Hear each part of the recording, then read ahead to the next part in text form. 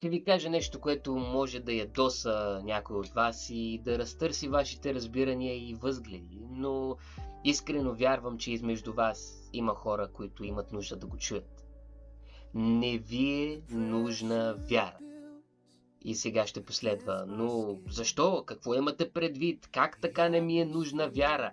Нали цялата основа на Библията се гради именно върху вярата в Бога? И да, прави сте. В Библията се използва думата вяра и понятието вярвам. Но това е само началото. Вярата е отправната точка. Всеки новопостъпил в християнството има нужда от вяра. Но вярата не е крайната дестинация. Вярата не е основата, върху която се гради всичко. Основата е познанието. Не да вярвате в Христос, а да го познавате. Защото в самото понятие вяра е вградено и съмнението само по себе си. Вярата съществува като изпитание на вашия дух. Вие вярвате ли в майка си и баща си? Не. Не ви е нужна вяра, защото вие ги познавате. Вярата е първия етап от духовното изграждане на човека.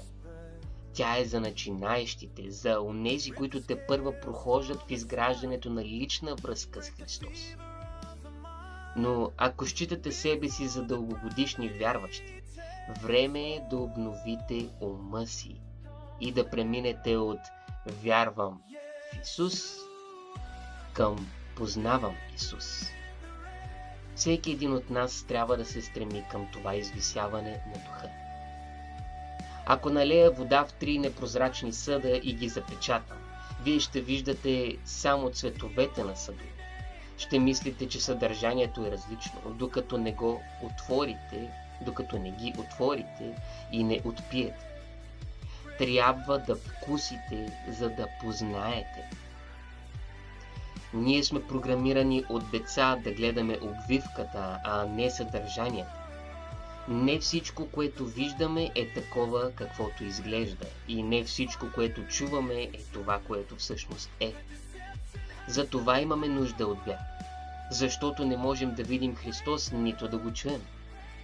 И човек вярва именно в това, което все още не познава. Но чуй това внимателно. Ти, който гледаш това видео в момента. Нямаш нужда да го видиш. Нямаш нужда да го чуеш.